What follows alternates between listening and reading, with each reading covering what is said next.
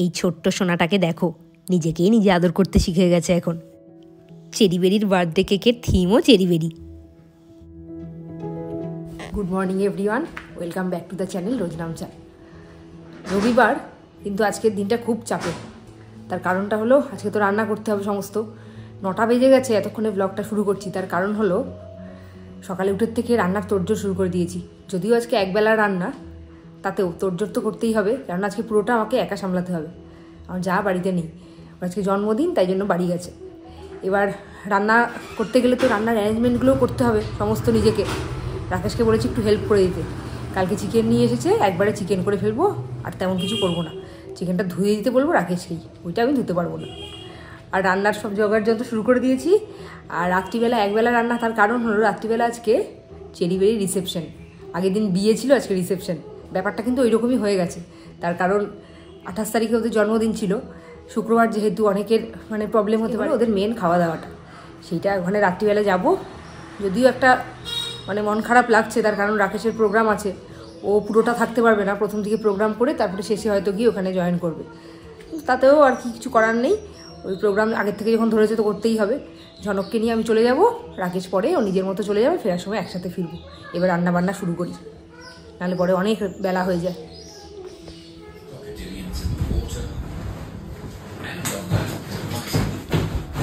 মাকে বল ক্রোকোডাইলটা বল। আজকেও এইসব দেখছে। কালকে ছাতু খাওয়াতে গিয়ে যুদ্ধ করেছিলাম দুজন মিলে। আজকে ছাতুর মধ্যে একটু সেরেলাক বেশি করে মিশিয়ে দিয়েছি। তাও ছাতু খেতে গিয়ে এবারে যুদ্ধ। ছাতু খাওয়ার মুখটা খসখসে হয়ে যায়, সে কিছুতেই খাবে না। কালকে যুদ্ধ করে খাইয়েছি, আজকে একটু ধাতস্থ হয়েছে, তাও বায়না করে যাচ্ছে।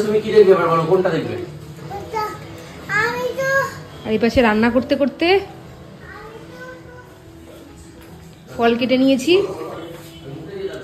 ডাল হয়ে গেছে। এবার মাংসের মশলাও হয়ে গেছে। মাংসের মশলা করে রেখেছি, কোথায় রেখেছি ভুলে গেছি। ও এখানে রেখেছি। এখানে গরম মশলা বেটে রেখেছি, এখানে মাংসের মশলা করা হয়ে গেছে, এদিকে আলুগুলো কেটে রেখেছি, মোটামুটি এগিয়ে রেখেছি। এবার মাংসটা ধুলেই হয়। ফলটা দিয়ে আসি গিয়ে শ্বশুরমশাইকে, চা করে দিয়ে এসছি এক ফাঁকে।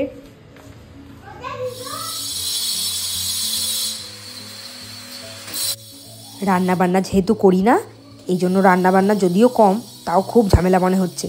তার উপর আবার এরকম ঘরের মধ্যে কাজ, ড্রিল করছে, সারা ঘর ধুলো। এত ধুলো উঠছে, কি আর করব, সমস্ত ঘরের দরজা বন্ধ করে দিয়েছি। কিন্তু রান্নাঘরটা তো আমাদের ওপেন, তাই কিচ্ছু করার নেই, ওখানেই রান্না করতে হচ্ছে, নাহলে অনেক বেলা হয়ে যাবে। আর এইদিকে বাবা ছেলেকে নিয়ে এই ঘরে এসে আশ্রয় নিয়েছে, না হলে তো ও ধুলোর মধ্যে আরও মাখামাখি করে একাকার করবে। কাজ করতে এসেছে বলে তো নিজের কাজ ছেড়ে বসে থাকলে চলবে না। অনেক বেলা হয়ে গেছে, ভেবেছিলাম শ্যাম্পু করবো, সে আর পারবো না আজকে। এই দেখো এখনই 11টা বাজে, রান্না হতে হতে 12টা, তারপরে তো কাছাকাছি আছেই। বসিয়ে দিয়েছি কড়াই।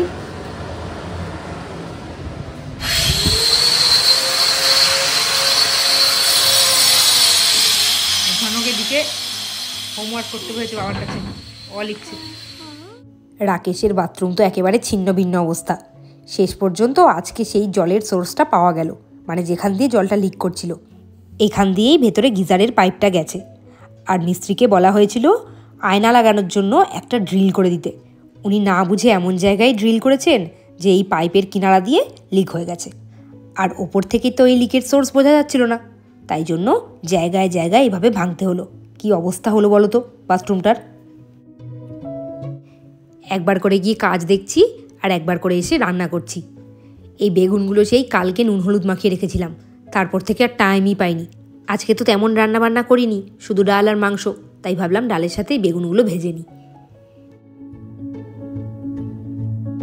এই যে চিকেন আমার কষছে, এক কড়াই জল উঠেছে চিকেন থেকে। এতক্ষণে জল শুকোবে, একটু টাইম লাগে চিকেন করতে।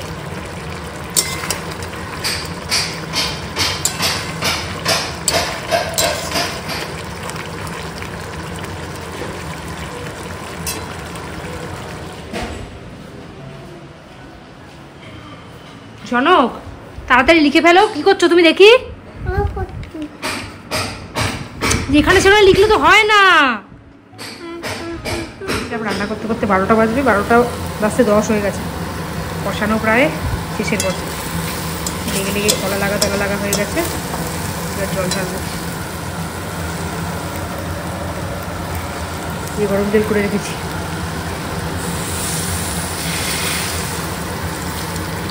শুধু ডাল আর মাংস আজকে, তাই জন্য একটু ঝোলটা বেশি রাখবো। ঝনককেও আজকে এই মাংসটাই খাওয়াবো, ওই জন্য আর শুকনো লঙ্কার গুঁড়ো দিলাম না। ওই জন্য রঙটা খুব একটা ভালো হয়নি, কাঁচা লঙ্কা দিয়ে রান্না করেছি তো। আর ঝোলটাও আজকে একটু বেশিই রাখবো।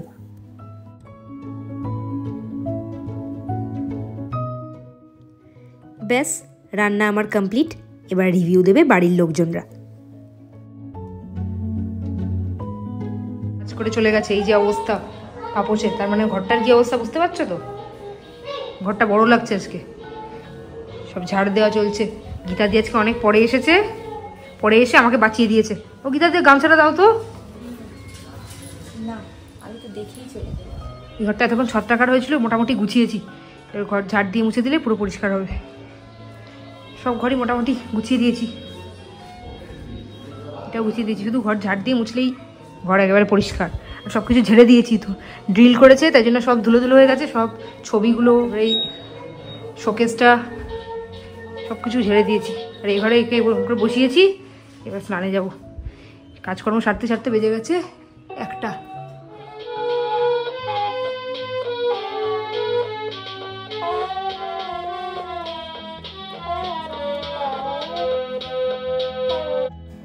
স্নান করে বেরিয়ে দেখছি বাবা ছেলেকে গান শেখাতে বসেছে। কি কাণ্ড বলো তো, দুপুর 2টোর সময় না খাইয়ে গান করাতে বসেছে নাকি।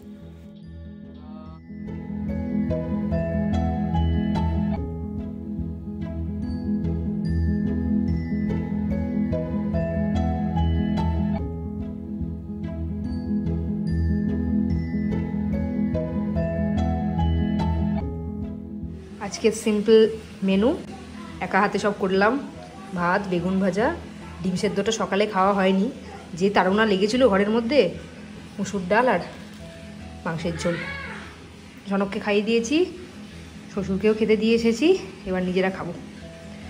আর রাকেশের তো খেতে দিলেই কাজ হয় শুরু।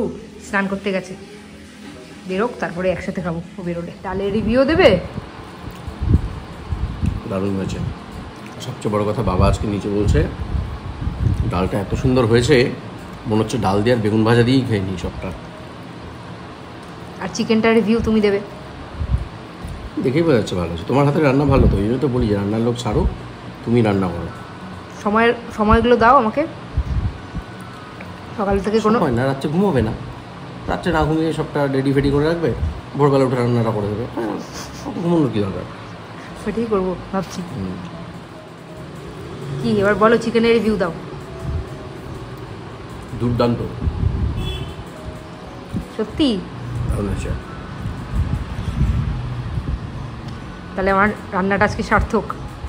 সমস্ত কিছু আজকে একা করেছি, কালকে তাও গীতাদি হেল্প করেছিল। আজকে তরকারি মানে কাটা, সমস্ত কিছু মশলা করা, সব। এত সুন্দর সেদ্ধ হচ্ছে চিকেনটা, ভালো লাগলো। বেগুনটা, বেগুন ভাজাটার মধ্যে হালকা বোধে চিনি দিয়েছো না? একটু হালকা হালকা চিনি দিতে হয়, তাহলে তেলটা কম টানে। মানে একটু মিষ্টি মিষ্টি ভাব, একটু তেলটা কম। আবার বেগুন ভাজার পরে পুড়ে নি, মানে দুটো পিঠ পুরো সমানভাবে দেখতে কালার হয়েছে, আর নরমও হয়েছে সেরকম, অথচ গলে যায়নি। ভালো। খাওয়া দাওয়া কমপ্লিট। আর ঝনককে তো আগেই খাইয়ে দিয়েছিলাম, ঘুমিয়েও পড়েছে। এটা ঘুমানোর কায়দাটা দেখো, রোজ এরকম করেই ঘুমায়ও। কোলবালিশের ওপর উঠে তারপরে আমি নামিয়ে দিই ঘুমিয়ে পড়লে, রোজ এরকম করে ঘুমায়। আর দুটো ছুটির দিন যে কী করে কেটে গেল মানে বুঝতেই পারলাম না। শনিবারটাও যেমন কাটলো ব্যস্ততার মধ্যে, আর রবিবারটাও। যদিও আজকে একটা বড় কাজ হলো, আমাদের ডিফেক্টটা ধরা পড়লো। আগে যে ডিফেক্টটা ভেবেছিলাম সেটা আদৌ নয়, পুরো বাথরুমটাকে এবারে ছিন্ন ভিন্ন হয়ে ভাঙতে হলো। তারপরে গিয়ে লাস্ট অফ অল আমাদের ডিফেক্ট ধরা পড়েছে। এখন আর কী করা যাবে, কিচ্ছু করার নেই। এখন ওই টাইলসগুলোকে আবার উল্টোপাল্টা টাইলস বসাতে হবে। ওই সেম টাইলস তো পাওয়া যাবে না। লাগানোর পর দেওয়ালটা খুবই খারাপ লাগবে দেখতে, কিন্তু তাও লাগাতে তো হবেই, নাহলে ওই সব জায়গাতে শ্যাওলা পড়ে যাবে বা কোনো কিছু বাসাও করতে পারে, অসুবিধাই হবে। গিজারটা আজকে লাগিয়ে দিয়ে গেছে ঠিকই, কিন্তু কানেকশানটা এখনও দেওয়া হয়নি।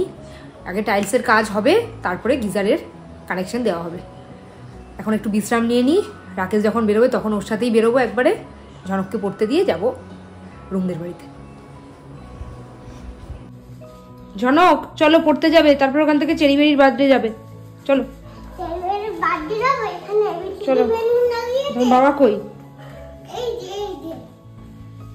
এই যে প্রোগ্রামের জন্য রেডি একজন। পিঁপড়ে পিঁপড়ে দিয়ে ওরকম দৌড়চ্ছ কেন? আমিও রেডি হয়ে গেছি। ওখানে গিয়ে আমার চেরি বেরির সাথে দেখা হবে আজকে আরেকবার।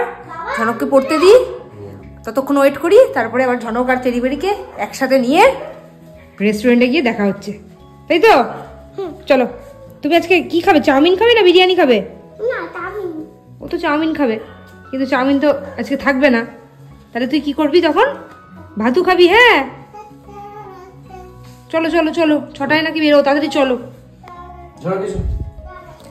যা টাইম ঠিক করা হয় তার থেকে 5-10 মিনিট এমনি লেট হয়ে যায়। এখন ওয়েদারটা এত বাজে, ঝনককে হাফ হাতা জামা পরিয়েছি, ঘামছে। আবার বাইকে যাবো যখন, তখন হাফ হাতা জামা পরলে ঠান্ডা লেগে যাবে, ওই জন্য একটা সোয়েট শার্টও নিয়ে নিয়েছি। চেরি বেরিদের বাড়িতে এসে দেখছি দুজন দুটো মাথায় হেলমেট পরে বসে আছে। আসলে ওরা এখন সবে হামাগুড়ি দিতে আর দাঁড়াতে শিখেছে, তো ওই জন্য হঠাৎ হঠাৎ পড়ে যায়। পড়ে যদি মাথায় চোট পায়, ওই জন্যই ওদের মা ওদেরকে এগুলো কিনে দিয়েছে। খুব সফট এগুলো। পিঁপড়ে ছাড়লেই চলে যাচ্ছে সেদিকে, দরজা বন্ধ করে রেখেছে মা বাবা। যাচ্ছে দেখো, যাচ্ছে দেখো, যাচ্ছে দেখো, যাচ্ছে দেখো, যাচ্ছে দেখো। দুজনে একরকম জামা পড়েছে। বেরি বুড়ি, চেরি বুড়ি।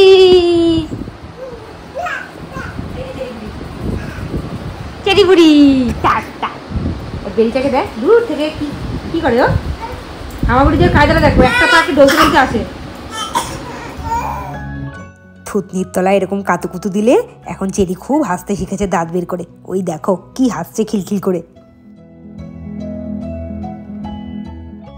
সেদিন তোমাদেরকে বললাম না, বেরিটা খুব সাহসী, তত্তর তত্তর করে কিভাবে নেমে যাচ্ছে দেখো। আমার তো দেখলেই ভয় লাগছিল, ভাবছিলাম এই না পড়ে গিয়ে থুতনির মধ্যে চোট পায়।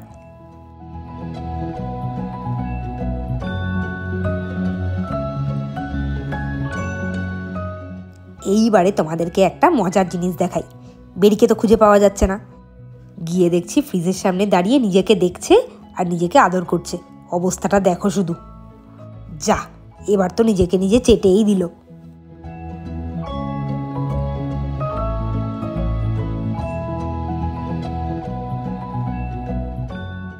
আর ওইদিকে চেরিটাকে দেখো, মায়ের কাজ ছাড়া কিছুতেই হবে না। মা গেছে যাবে বলে ড্রেস বের করতে, ও পেছন পেছন চলে গেছে মায়ের সাথে সাথে। আলমারির পাশে গিয়ে বসে আছে। এইবারে আমরা চলে এসেছি চেরি বেরির বার্থডে সেলিব্রেট করতে। বার্থডে তো আগের দিনই সেলিব্রেট হয়ে গেছিল, এইটা হলো পোস্ট বার্থডে সেলিব্রেশন। কি সুন্দর সাজিয়েছে না জায়গাটা। এই যে আজকে আমাদের বার্থডে গার্ল নাম্বার 2, আর পেছন দিক থেকে দেখা যাচ্ছে 1।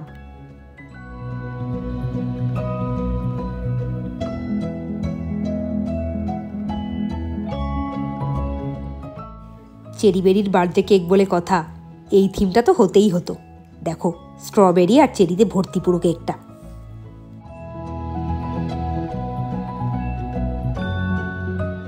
কেকটা দেখতে যতটা সুন্দর ছিল, খেতে কিন্তু তার থেকেও বেশি সুন্দর ছিল।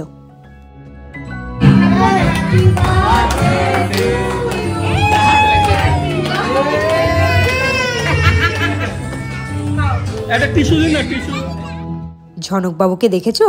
পাশে কিন্তু কেক খাওয়ার জন্য ঠিক গিয়ে দাঁড়িয়ে পড়েছে। ওকে কেউ কেক দিচ্ছে না, ও কি করবে? ওই দেখো নাইফটা তুলে নিয়েই চাটতে লেগেছে।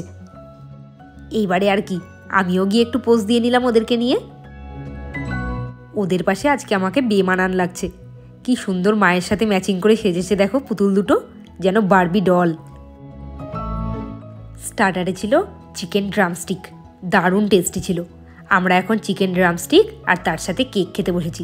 শুধু আমরা না, ঝনকও কিন্তু বসেছে খেতে। এ মা কি করলো!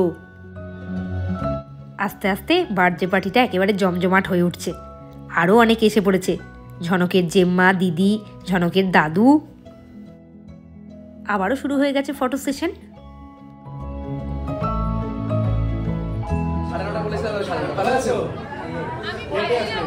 এই প্রথম তুমি টাইম মেইনটেইন করলে না, 9:30 করে 9:33-এ ঢুকেছে। ব্যাস, এইবার এসে উপস্থিত হয়েছেন মিস্টার রাকেশ ভট্টাচার্য। ওনার তো প্রোগ্রাম ছিল, প্রোগ্রাম করে ডিরেক্ট এখানে এসেছেন, এই জন্যই এরকম ড্রেস। এসেই ডান হাতের কাজ নিয়ে বসে পড়েছো? হ্যাঁ, তুমি কি জানো? তুমি তো বুঝতে পারলে না, খুব ব্যস্ত বাবা বলে কথা। আর বলছি যে শোনো, তুমি তো মিস করে গেলে, কেকটার মধ্যে চেরি বেরি ছিল, এখন আর বুঝবে না কিছু। এটা হচ্ছে তোমার অর্ডারটা রাখো এখানে। শোন, মেয়েদের বাবা কিন্তু বিশাল ব্যস্ত সার্ভ করা নিয়ে। আজকের মেইন কোর্সে ছিল মাটন বিরিয়ানি, তার সাথে চিকেন চাপ।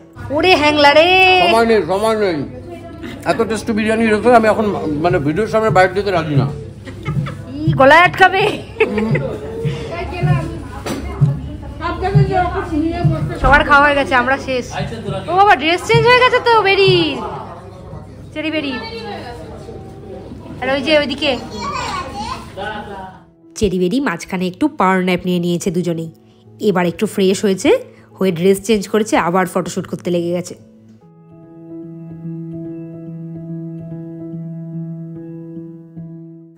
আর অন্যদিকে ঝনক তো কিছুতেই দিদির কাজ ছাড়া হবে না, জেম্মার পাশে গিয়ে বসেছে। মাটনের পিসটা দেখো, ঝরে ঝরে পড়ছে, ঝরে ঝরে পড়ছে। এটা হচ্ছে আসল ঝরে ঝরে পড়ছে নাকি? হ্যাঁ, পুরো ঝরে, সত্যি কি ঝরে পড়ে গেল। আর সত্যি খুব নরম, দারুণ টেস্ট, হেভি। এত টেস্ট, এতটা খাবো কি করে ভাবছি, চাপ হয়ে যাবে। পরিমাণটা খুব বেশি। কোথায় এসেছি আমরা এটা বলে দাও। আমরা এসেছি হলো চাকদার এম্পায়ার বিরিয়ানিতে।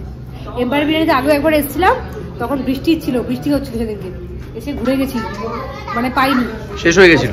এবং সেদিন এমনই পোড়া কপাল্লা ছিলাম আমরা, কোথাও পাইনি, সব জায়গায় শেষ, সব জায়গায় বিরিয়ানি যেখানে গেছি সেখানেই শেষ। এম্পায়ার বিরিয়ানিটা যদি এত টেস্ট জানতাম না, দারুণ হেভি লেগেছে। এর সাথে ছিল লাইম সোডা।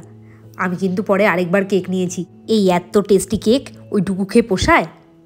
ও শেষে তো মিষ্টিও খেয়েছি, সেটা আবার ভিডিও করতে ভুলেই গেছি। সবাইকে তরিজুত করে খাইয়ে টাইয়ে মালকিন আর মালিক বসেছে এবার খেতে। এত খেয়ে নিয়েছি, মনে হচ্ছে পেটটা বাস্ট করে যাবে আমাদের। কালকে আবার নিমন্ত্রণ আছে, প্রচুর পরিমাণটা খুব বেশি। খাবারটা খুব টেস্ট, কিন্তু পরিমাণটা এত বেশি, প্লেটে 6 লাখ হয়ে গেছে চারিদিকটা। হ্যাঁ, মা খাওয়া হয়ে গেছে, আমি পুরো চেপে চেপে খেলাম, লাস্টের মনে হচ্ছে বমি হয়ে যাবে, দাও ফেলে দেবো। আরে পেট ভরবে না কেন? চিকেনটার সাইজ এত বড়, মাটনটার সাইজ এত বড়, এগুলো দুটো খেতে গিয়ে পেট ভরে গেছে। চিকেন মটন সবই ভরে গেছে। আর এদিকে চেরি তদারকি করছে, যার বার্থডে উপলক্ষে খাওয়া দাওয়া, সে তদারকি করছে। ঘড়িতে বেজে গেছে রাত 11টা, বাড়িতে ঢুকলাম এই সবে। এসেই আগে শ্বশুরমশাইকে খেতে দিয়ে এলাম, তার কারণ উনি যেতে চান। ওনাকেও নিমন্ত্রণ করা হয়েছিল, কিন্তু উনি এত দূরে তো, আর মানে যা হয় আর কি, বয়স হয়ে গেলে অ্যালার্জি বেরোতে, তাই জন্য ওনাকে এসে আগে খেতে দিলাম, দিয়ে এখন ড্রেস চেঞ্জ করে নিই। এবার ড্রেস চেঞ্জ করবো, করে সমস্ত কাজকর্ম সারবো, ঝনককে ফ্রেশ করাবো, ওকেও খাইয়ে দিয়েছি ওখানে গিয়ে। ওইসব খাওয়াইনি, ওর জন্য খাবার নিয়ে গেছিলাম বাড়ি থেকে। তো খেতে চায় না, পেট ভরে খাবে না ওখানে, ওগুলো খেলে খাবে হয়তো, কিন্তু পেট ভরবে না। ওই জন্য ওকে আমি সবসময় ঘরের খাবারই নিয়ে যাই, যাতে পেটটা ওর ভরে। এবার সমস্ত কাজকর্ম সেরে ভিডিওটা এডিট করব, করে আজকের মতো ঘুমিয়ে পড়বো। কালকে আবার একটা নতুন ভ্লগ নিয়ে তোমাদের সাথে দেখা হবে। ততক্ষণের জন্য গুড নাইট, টাটা।